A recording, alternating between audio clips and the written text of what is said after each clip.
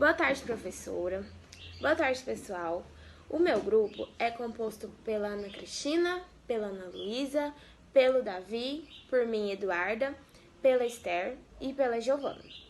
A gente ficou com o capítulo 6, que é término do trabalho, elaboração do relatório. E agora eu vou falar um pouquinho da minha parte. Bases para a elaboração do relatório.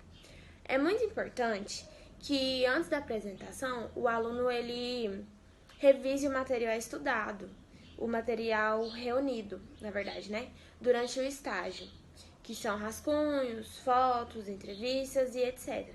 Também, depois dessa revisão, é necessário que haja a ordenação e a seleção. E é nessa hora que o orientador precisa ajudar o aluno, né, de certa forma orientar o aluno e tirar suas dúvidas. Rever o projeto também é fundamental para evitar bem os detalhes que farão parte da redação final. Agora, vou falar um pouquinho sobre as regras para a apresentação final. Há padronizações editoriais que as editoras seguem na apresentação de suas publicações. Entretanto, para os trabalhos acadêmicos, é utilizado sempre as normas da ABNT. E eu vou falar um pouquinho sobre as principais regras para a apresentação dos trabalhos, que é papel branco formato A4, 21 cm por 29,7 cm, digitação cor preta, ilustrações em cores ou em preto e branco, se houver, projeto gráfico de acordo com orientações do professor, fonte tamanho 12, margens esquerda e superior 3 cm, direita e inferior 2 cm, espaço duplo, referências separadas entre si por espaço duplo, não usar título nem numeração, na dedicatória, epígrafe e folha de aprovação. Anexos e apêndices seguem a numeração do texto. Bom, eu vou falar sobre partes que compõem o trabalho acadêmico. Os trabalhos acadêmicos, como os projetos e os relatórios, esses que são utilizados na graduação, eles preparam o estudante para níveis mais elevados do ensino. Tem-se os elementos pré-textuais, que são 6 e são obrigatórios, mas dependendo da opção do autor, eles podem ser até 15. Tem os elementos textuais, que são 3 e são indispensáveis, e tem os elementos pós-textuais, que são 5, mas somente as referências é obrigatório. Então, a sequência desses elementos são os pré-textuais, que são a capa, obrigatório, a lombada, opcional, folha de rosto, obrigatório, errata, opcional, folha de aprovação, obrigatório, página de dedicatória, opcional, página de agradecimento, opcional também, epígrafe, opcional, resumo na língua vernácula, esse é obrigatório, e o resumo em língua estrangeira também é obrigatório. A lista de ilustrações é opcional, a lista de tabelas é opcional, a lista de abreviaturas e siglas também é opcional e a lista de símbolos opcional. Agora, o sumário, ele é obrigatório. Elementos textuais. Temos aí a introdução, o desenvolvimento e a conclusão. E os pós-textuais, temos as referências, que é obrigatório, o glossário, que é opcional, o apêndice, opcional, anexo, opcional, índice, opcional também.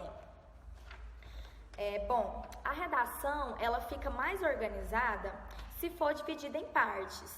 Então, na primeira parte, deve ter o histórico da escola, a data de fundação, outros detalhes, a biografia da pessoa que deu o nome à escola. Depois, as outras partes, elas devem abranger de maneira mais ampla a descrição do que foi realizado. E a conclusão, ela deve fechar com comentários sobre as ocorrências e os detalhes que foi observado. Para o trabalho ser correto, ele não precisa constar todos esses elementos que eu falei. Pode somente os elementos obrigatórios, né, que são obrigatórios, que são no pré-textuais a capa, a folha de rosto, folha de aprovação, resumo e sumário. Já nos textuais, a introdução, o desenvolvimento e a conclusão. E nos pós-textuais são as referências, que são obrigatórios. A capa. A apresentação da capa, ela deve ser de acordo com o indicado pela instituição. Mas assim, quanto mais simples, mais fácil de compreender, né? Melhor. Algumas instituições, elas solicitam que você coloque seu nome na capa. Já outras pedem apenas o nome do autor, o tema, o título, o local e a data. O título é da escolha do estudante e ele fica no centro da capa em letra maiúscula. E o nome do autor depende da orientação da instituição e ela fica no alto da folha, acima ou abaixo do título. E também em maiúsculo. E o mês e o ano fica na parte inferior da capa. Então, vou explicar um pouquinho sobre a folha de rosto. No início da página folha de rosto, começa com o nome do autor ou dos autores, se for em dupla, com o título do trabalho, com o tema e o subtítulo, em seguida com a nota explicativa, com a finalidade da pesquisa, nome da instituição e então a área de estudo. Ao final da página, fica a cidade e estado, o ano em que o trabalho foi concluído e apresentado. Folha de avaliação. Nos trabalhos universitários, eles deverão incluir-se mais de uma página que só deve constar as teses universitárias que passarão por um processo de avaliação. Essa folha ela consta os trabalhos acadêmicos de acordo com a NBR 14724. Aí tem um resumo na língua vernácula e língua estrangeira, que é onde as universidades elas devem solicitar esses resumos para que os acadêmicos tenham um melhor preparo para haver-se um convívio com a globalização atual. E também tem o sumário, que é a parte principal, que é o principal elemento que deve constar no trabalho acadêmico. O sumário ele vai ajudar a localizar onde está cada elemento composto no trabalho, e ele só deve ser feito depois que terminado as outras partes do trabalho. Aí tem alguns elementos obrigatórios, que é a introdução. A introdução é onde vai se constar o histórico de onde foi feito, o resumo de itens como a delimitação da área escolhida, a escolha do tema, do problema e dos objetos. E também vem o desenvolvimento, que é o relato de todas as atividades realizadas. E o corpo do trabalho deve acompanhar cada etapa do projeto. Exemplo para você se incluir na parte 1, que você pode resumir, falar sobre o local de onde foi feito, a cidade, o bairro, a comunidade e por aí vai. Aí tem a parte 2, que é onde vai relatar como as aulas foram feitas, como foi o processo didático na sala de aula, durante o estágio, como foi passado as matérias e por aí vai. A parte 3, que vai fazer-se um relato dos eventos que aconteceu na escola ou na creche, eventos, projetos, comemorações presenciados ou comemorações que o acadêmico participou.